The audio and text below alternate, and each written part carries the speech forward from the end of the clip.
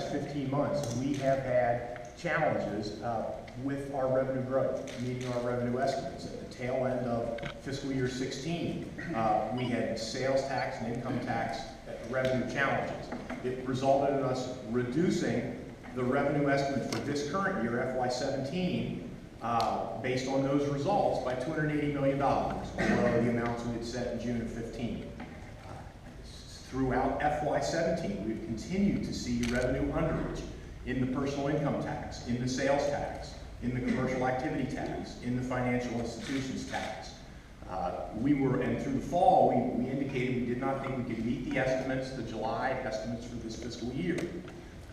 As we traditionally do when the budget was introduced, we made a revision to the FY17 revenue estimates. We did that based on information we had through December.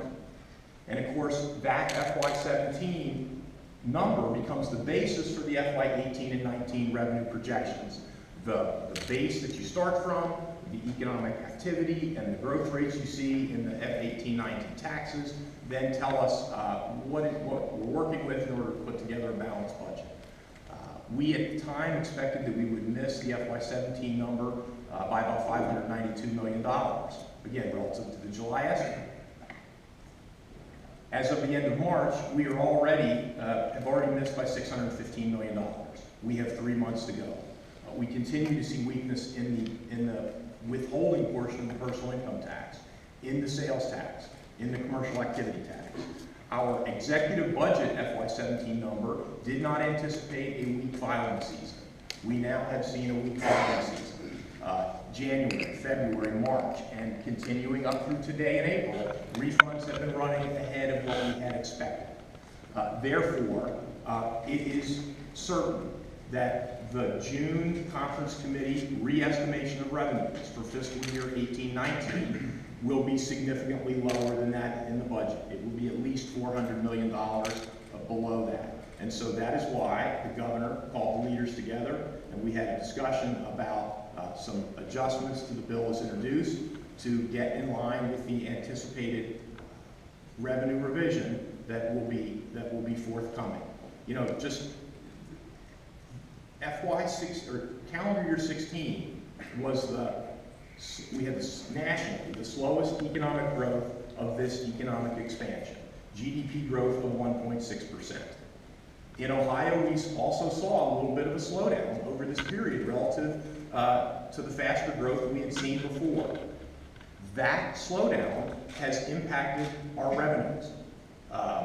You know, we see evidence when we look at our commercial activity tax, which is a tax that based on the gross receipts of Ohio companies. It's a good indicator of how companies are doing.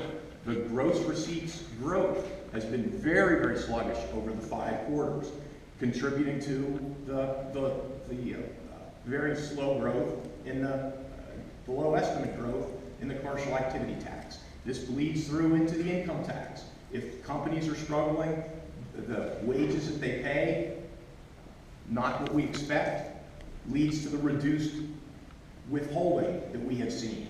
We've talked broadly about the sales tax, that across the country, sales tax numbers are significantly down from what was expected.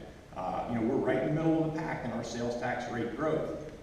Economists suggest that while prices generally are rising, that services are rising, prices rising faster than goods. Goods prices are in some cases in a deflationary mode. And so if goods prices are not rising, if they're contracting, it affects our sales tax receipts. And we have seen that. And so all these things we have to take into account, we have to get ahead of, we have to make sure that we make the appropriate adjustments.